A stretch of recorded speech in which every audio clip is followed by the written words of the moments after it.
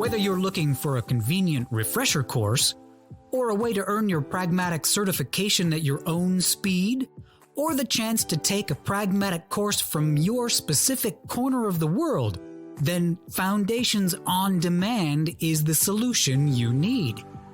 Get the same great content, tools, and templates our Foundations course is famous for in a flexible and easy-to-use online learning platform.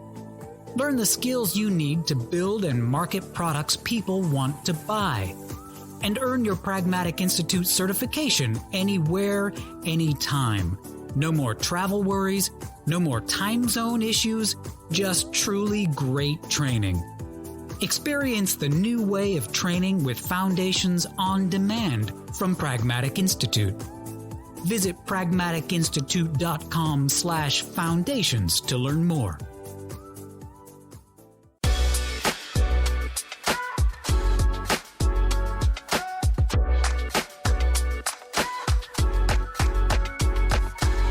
Hello, and welcome to the Pragmatic Product Chat series, where we tackle the biggest challenges facing today's product management, product marketing, and other market and data-driven professionals with some of the best minds in the industry. I am Rebecca Kalogeris, Vice President of Marketing and Product Strategy at Pragmatic Institute, and your host for this episode. Today, we are going to talk about the power of video. And I think it's continually surprising how powerful it can be from a product marketing and a product management perspective. And to help me do this is Ellen Grogan, Director of Product Marketing at Brightcove, founding member of the Pragmatic Alumni Community, and winner of this year's Peer Advisor Award for just being an all-around great mentor and sharer of best practices within the community. And so we thought, why not get her on the show and have her share some of her knowledge with all of you? So welcome, Ellen. Thank you. I'm so happy to be here. And congratulations on your award. Oh, thank you. It is such an honor. I was really happy to see that. All right. So first off, just for the audience, help us on a little context for our conversation. Tell them a little bit about yourself and your background and why you're so passionate about product marketing and the power of video. Oh, you bet. So I have been in product marketing since 2001. That was my first marketing job ever. And before that, I came from broadcast journalism. So the company that I first started working for as a marketer in 2001 happened to be, I don't know, probably quite early adopter of a pragmatic framework. And so I took training there, and doing that just really galvanized the broadcasting and journalism background I had in terms of listening, and not only listening to the person that you're talking to in order to reflect their answer back to them and show them that you understand, you hear them, but also listening to hear between the lines and really kind of test and probe for what are they going through, what are the pains and challenges they're going through, and how that, came back to me in pragmatic marketing in terms of how you communicate your offering to them. It's not just, here's our stuff, it's here's how we can help you. And so it all just really coalesced for me between my background, the company that I was working for, which happened to be in video, and taking pragmatic training all at the same time.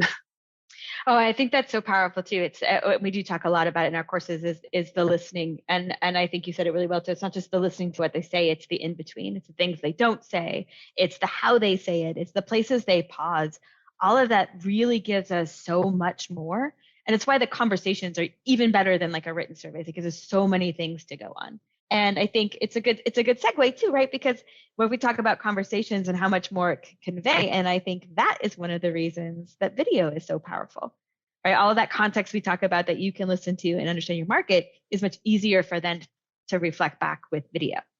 Yeah, it really is. And it's almost like, as a creative tool, video, I guess that's sort of the first way that a lot of people might encounter it, is creating something and, experimenting and creating something new and visual, or even just having been a consumer of film and video and television, and you just think of video as that entertainment value.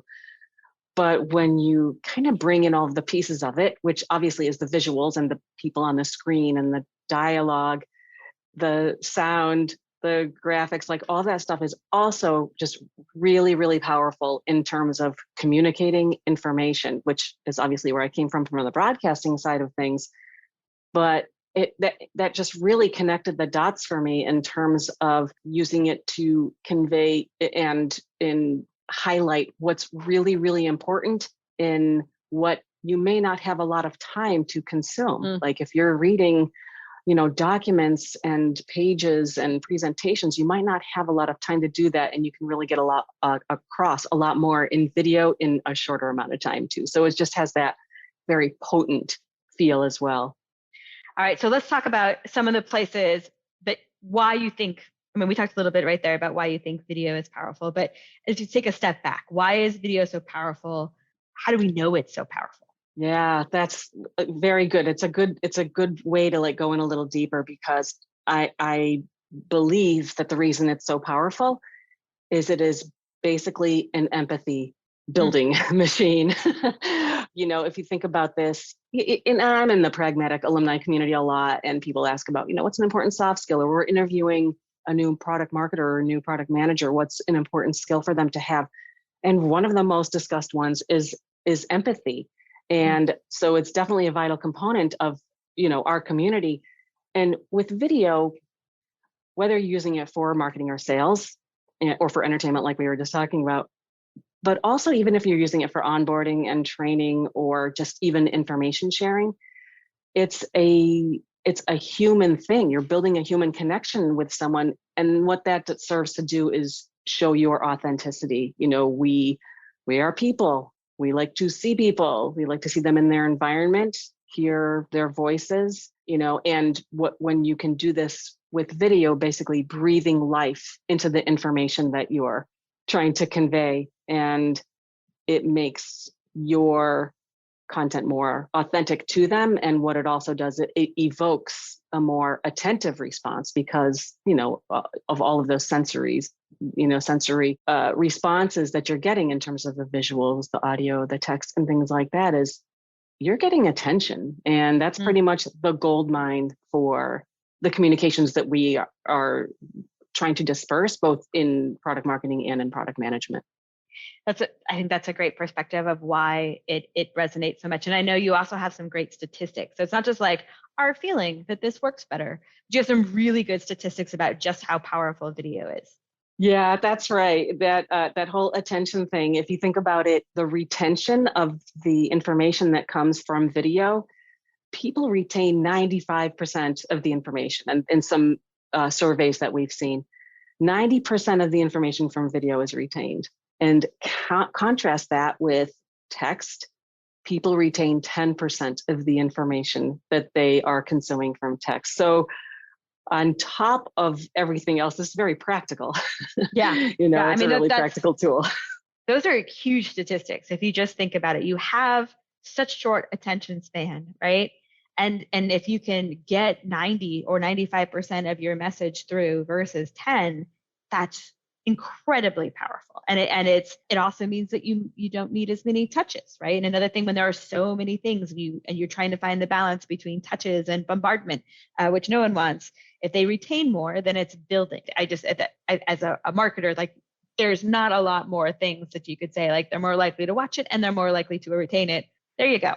Yeah, exactly. And it does. It's proven to work. And, we've seen something recently from Forbes that says video is the premier vehicle for information delivery and visibility. So it's not only a marketing thing, it is communicating, Yes. It just really revolves around that video. Another thing you shared was that, that the billions of content assets are created daily. Yes, 4.6 billion pieces of content produced daily. And we don't see all 4.6 billion of them, but we're certainly inundated with digital messages, with all kinds of pieces of content, almost such that they become invisible in a way, right? Which is certainly counter to what we're trying to do with our communication. Well, it's such a cultural shift to video too. I'm going to do the old, when I was a kid and I'm not walking uphill in the snow, but both ways, right? It was terrible. But you would go and you'd look it up in the old days, you'd look it up like an encyclopedia, but like even then you would look it up in Google and you'd read about it. And now like everybody goes to YouTube to search and how to, right? They're not going to go read about it. They want to go see someone else do it and watch the video. And I find that such a fascinating switch. Just an example of like, how do I ride a bike? Everyone goes watch the video. How do I change oil? Like it's a video. And you can see that the communication channel is more effective. And you can also see just as a society, we're moving there as an expectation of how we learn. Yeah, the guilty as charged. And when you think about, I guess I've heard that YouTube is the second most popular search engine. So that totally tracks. And it's all, again, if we're going back to, marketing principles or communication principles in general, it's like, show me, don't tell me. Nobody just wants to be told. Like, when does anybody ever just want to be told? That is definitely a behavior that we start resisting at about the age of 2. We don't want to be told. Show me. Yes, so very true. It's like you met my daughter when she was 2. So if it's clearly more powerful, Ellen, and it clearly, it's to be retained more, it's how most people are finding us through search, it's got better conversion rates. Like, why isn't everybody doing what is in our way, all of us, from embracing videos, not just in marketing, to your point, but in onboarding for clients, in our product materials and conversions? Like, why aren't we just seeing it even more than we do today? Oh, yeah. So I think part of it is it feels like it's a barrier that you have to overcome. It might feel complicated if you watch other people, create a video, or even if you go onto YouTube and you search how to create a video, it's like, here's the list of tools that you need. Here's the skills that you need. Here's the training that you need. And here's the exact environment that you need to be in order to make it right. And so I think that it immediately just builds up obstacles in people. I think another side of that is, okay, I don't need to be the actual creator or producer of this video, but I can outsource that to a professional. And professionals can be costly. And of course, the better that they are at fulfilling the goal that you need them to fulfill, then the more expensive they're going to be. And that will be looked at internally as a big cost, and people might question the value of it. So yeah, go ahead. Sorry. No, I was going to say, I think part of it is traditionally, right? Your departments were housed, you had a graphic designer and you had a writer, and those are the resources that you had. So anything that went through that path seemed very easy and very accessible. This is obviously shifting, and many companies have made the shift, but that first few times when you're like, we don't have that in-house, it sounds hard. It takes longer, right? Than like, I can very quickly write a brochure and put it with our graphic brand guides and off it goes. And the video feels like it has both a different set of resources than most companies had traditionally had, but also a longer lead time. Yeah, absolutely right. So it does have that feel, that weight of all the resources and the expense that goes into it. And it also gets, if it is not already a part of the culture, there's probably some skepticism about what's it going to do for us. That seems expensive. Show me the value. I don't think I'm going to get as much out of it, or that sort of thing. So I think those are two of the big barriers to it. It does feel like that. And sometimes, once you've built a brand up around it and you have a look and a feel and some polish, and more people have gained some skill in it, then sure, it might have the look like when you're actually a finished, polished product might look expensive, but it doesn't have to be. I think there's two sides to it. One is it doesn't have to be expensive to create video. The creative tools are so accessible now. There's probably free ones just, for video editing, or capturing something with your phone and then turning it sideways and then putting a title on it and then uploading it, or even just with Instagram and TikTok and Snapchat and things like that. There's all kinds of really super free, super easy ways to create the video. But also, if you are investing in it, then you are only looking at the cost and the resources, then it's going to feel expensive. But if you also look at it as an investment and see what it can get you in return, then that's when you start to see the ROI, and you don't look at it as just a cost anymore or just this big expensive thing. You see it as another valuable way to reach your customers and get results from them. Well, you build up an engine, right? So you're not weighing the reward and investment for every project. right? You have an engine who's thinking about not just executing the video ideas you have, but continually bringing in places that you're not even thinking about having video. I think that's a big shift for people when it goes from a project type of one piece to like a continual channel that they look at. I could not agree more. If you think about that, think about a company that said we have to have a brand video. It has to be on the homepage. And so they hire out a production company who produces a really good, beautiful brand piece, and it goes on the homepage of the website. And then that's it. They have a beautiful video on the homepage of the website. But if they have a strategy and they have, at least on the marketing side, let's talk about if they have a strategy and they said, you know what, we do need to be speaking to customers in a more visual way, in a more connected way. We want to be talking to them in a way that can educate them or inform them. And gosh, maybe we can do this on some channels where we can see how they're interacting with us, and you're actually gleaning information back from your customers and not only getting information out to them. Now you start to, like you said, build a machine that you can, the engine is done, and now you just have to put the fuel into it, at a cadence. I think that's a good point. The way you put that too, like that you need a video strategy, right? Again, I think a lot of us are still on the video project aspect, but really, what are you trying to accomplish? What segment of your audiences is this particularly for? Like what all of those things really help you see it as a medium that could go across. One of the other things you talked about is there's so many more tools than there are that make this accessible. I think one of the places that some brands get hung up on, particularly older brands that are transitioning into this versus having grown into it, is an uncertainty about the level of quality required, right? We all see the sort of broadcast news level of production and it's amazing, or broadcast television, right? And then we all see like the little TikTok videos. And do you have any advice for people when they're like, trying to figure out how much investment do I need? What is the most authentic? How do they help determine what's right for their organization? It really goes back to any of the buyer research that you do, and what is that audience consuming today, and what is their tolerance for different levels of professionalism today. There's probably some really wide swaths of guesses you can take if it comes to an industry that needs regulatory compliance information. Then we can probably leave TikTok off the table.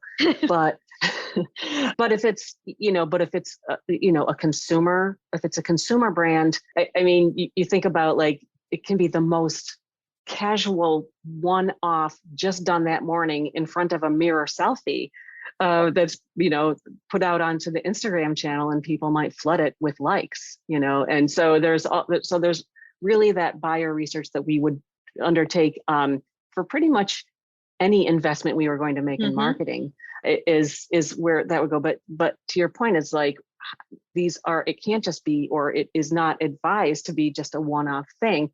Now that we're doing this, or if we do this, we need to know what we're doing. How many are we going to create, make, distribute? We have to manage these. We have to see how they're performing. We have to distribute them on all those different places that we're talking about to make sure they're in front of our customers. Track them. Are they even being watched? Are they being used? All of that. So the creation side seems like a hurdle and shouldn't be too much of a hurdle once people have a machine together. And then there's the, wait a minute, it's not just all fun and games. Now we have to manage and track it, and that's where the value is. The real value is in the intelligence that you're getting from having a program around video, just like any other channels. Like what's working, what levers can we pull, on this? And boy, people really seem to get this far in the video series and then they just drop off. What's happening? And then flip those around and do some testing and experimenting and just really tune it, just like you would any message, whether it were in video or not. Well, and again, as you have a strategy and you have a plan and you build a machine, which is going to take investment, to your point, then the results becomes more and more important. And not just the results of how many views and how far, but how does that tie into to revenue or faster onboarding time, or whatever it is, the goal for your video project. How is it moving the KPIs that matter to the business? I mean, that is always that's a challenge with everything we do. But when we're trying to dial up the investment in an area, we have to at the same time dial up our ability to really measure the success of it. Yeah, that's true. And I'll use the marketing funnel as an example. If you think about if people are looking at their KPIs in these different areas, the awareness, the consideration, decision, and retention, video is the number one way for consumers to have discovered a brand that they eventually purchase. And, in terms of campaigns and the performance of campaigns is if they have video in them, they see 34% higher conversion rates if they're using video. And back to something like a YouTube, 84% were convinced to purchase after they watched the video. If it were a product video or a training video or a demonstration video, that kind of thing's like, oh, okay, this is going to move the needle for me. So it really does help people in marketing make that investment, make that ROI argument for the investment. And, and I maintain that for product managers, they're trying to get more people onboarded onto the system or get sales more well prepared to talk about the software. These same kinds of metrics apply. It's going to resonate more. It's going to get people to that aha moment sooner. And it's, going to make them more ready to sell on your behalf. Absolutely. All right. So we talked about production time and sort of overhead. Talked about showing results, quality level, all of those sort of as some of the other challenges. Another one I was thinking about after we had talked sort of before the show was, I think one of the things about video is, as you said, it's how much you can go across in a short time. And there is almost countless number of studies that show you how short your video should be to be the most effective. And yet there is an enormous number of videos that are way above that. They're like, everything I wanted to say, I've now said in 3 minutes, right? Because we know so much and we have one to go across. I think the switching the way you think about it, right? That it's a video strategy and you're going to have multiple videos versus here's one video and it must cover everything. But I do think that time band is difficult for many people.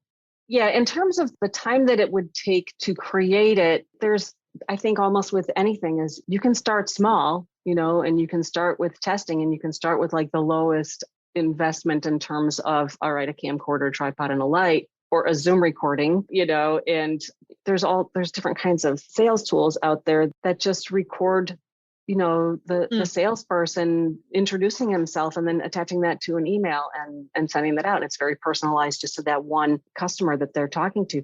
So I think it has become way more a part of our daily lives that it is easier to bite off. It really is much easier to bite off than we can imagine. It's not this big mountainous thing that we have to surmount. Yes. But I think that I was thinking on the other way of time that many people make the mistake of making their videos too long. Oh yeah, yes. No, that's true. Yes. So there's definitely the know when it's enough, right? Yeah. And look, if you do have that strategy, then what is, all right, if I'm trying to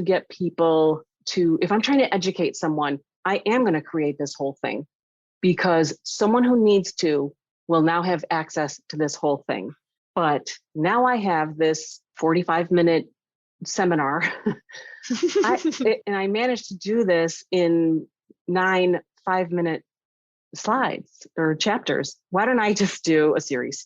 And it's just a 5 minutes, 5 minutes each series. And now I have all of these different ways where I can recycle that or just take it and, high speed it and send it out on a TikTok or an Instagram reel or something like that. So that's the beauty of it is now you have it.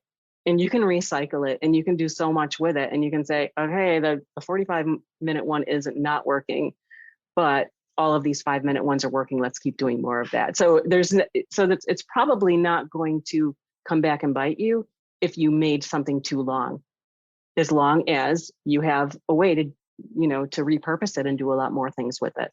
That was going to be my next comment is that I also think I'm probably not the only person on the call who felt a little remembrance pain of so they did a great video and it lives on their homepage and there it lives. But I do think that the idea of thinking of the videos and the footage as reusable and that they should be packaged different ways in the same way you think of, PowerPoint presentations and modules, I think is another place that less mature organizations with their video strategy are still struggling with. It's true. And it probably takes knowing you have to know what you know, or you don't know what you don't know. So you can't say, okay, I'm going to create a video and here's all the way I'm going to use it if you're not familiar with all of those different ways that you can use it. So I think the strategy at least has to start with, look, here's the audience that we need to reach, and here's the things that they prefer. So at least let's start there, and let us do some kind of, conversation or message or promotion or something that connects those two dots, what they want to hear and what we have to offer. And it probably doesn't hurt to have somebody or talk to somebody who has expertise in video strategies. And I don't think that it's possible to not be able to find someone, even a consultant or a digital marketer. Most digital marketers will have video in their toolkit somehow anyway. So I feel like that you definitely have to have a little bit of knowledge about what your strategy is going to be. But if you have that strategy, then you're going to have to support that with the different pillars of where it scales and what channels, to go out to, and which are the right bite-sized pieces for which audience. Yeah. All right. So I know you've been in video one way or another for most of your career. Do you have any really great stories of where you think either videos were a great success, or, an occasional epic fail story is not bad either, but just some examples of where you've used it or seen it used successfully?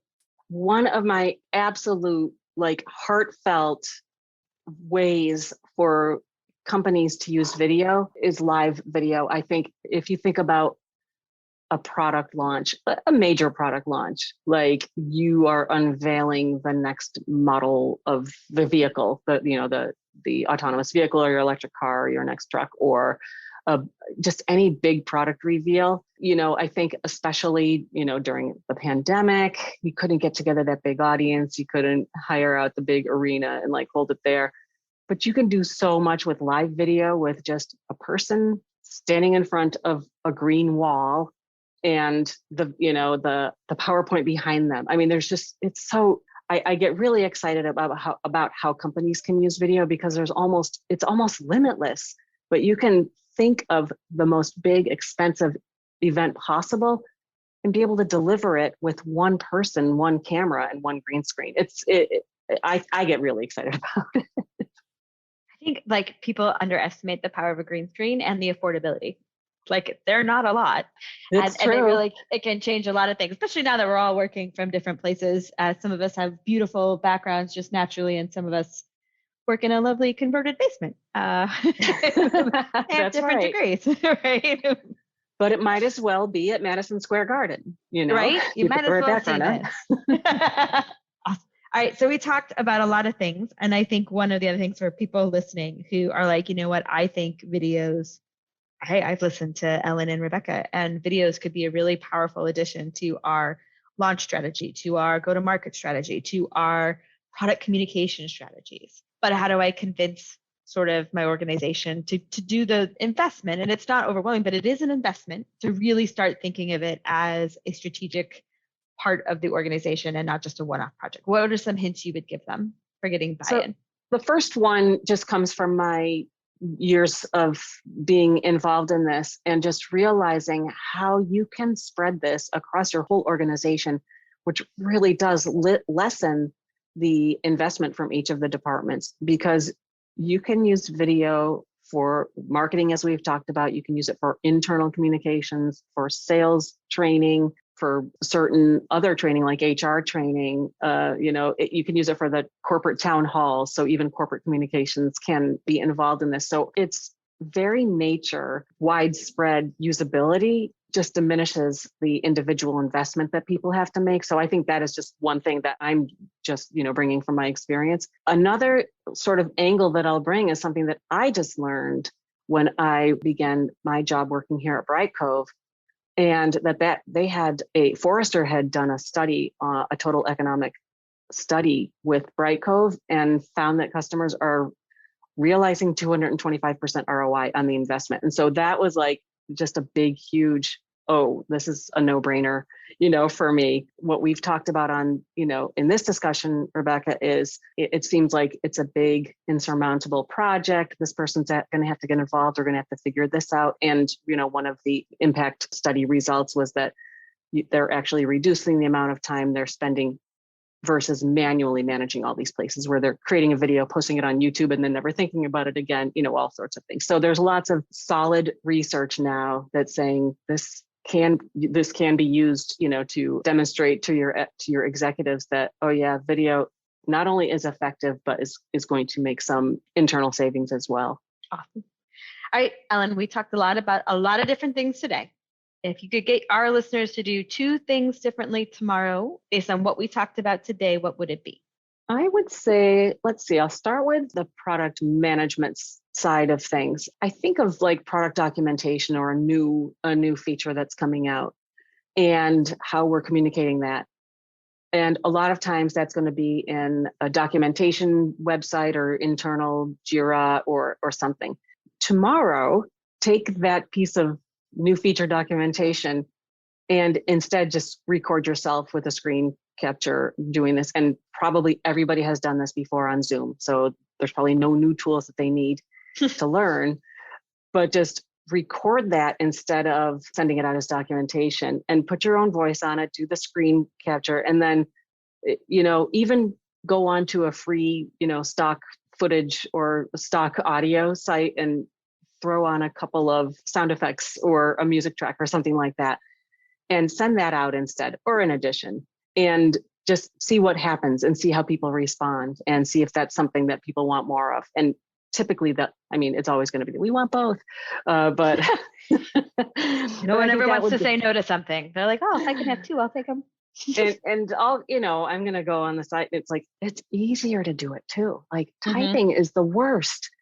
Now I have to think about it this way. Now I have to bullet, and now I have to reformat it. And it's like, no, do it in a video and just get it out. And it's just, boy, so you have that 95% retention, and it was easier for you to do. So I guess that everybody, Nick, nobody minds a flub, right? If you misspeak on here, or if you have a word that you go to all the time, mine is awesome, as most of our listeners will know. Like, it's okay because it's very natural. But like when you're writing, the level of expectation for polish and improvement and grammar checks and things are just very, very different.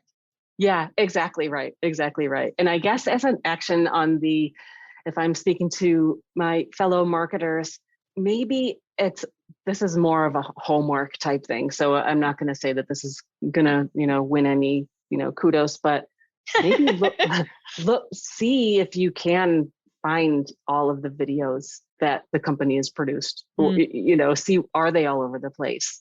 Is there some way that people are tracking them? Or are we just using the metrics from each site that we posted it on to inform us? And, are we just looking at those individually, like YouTube is doing this, let's put another thing on YouTube, that sort of thing. So I guess it would be just sort of look at that diaspora of video that might already be out there or even internally. And if it's performing, if it looks like it could be promising, see if you could create a video. That this would be a longer term thing than one day, but at least see where it is and, see if there's any areas to identify that you could create a strategy around. That would be the takeaway. I think that's really smart too, because it is not, you're right. I don't know that there's any marketers listening here who are starting from ground zero with videos, but do you even know what you have? And I think for many people, we probably don't have it all in one place that we could look at and not have a good sort of audit of what's available. Yeah, that's right. That's exactly right. All right, Ellen, well, I really appreciate your time today. Thank you so much for coming on.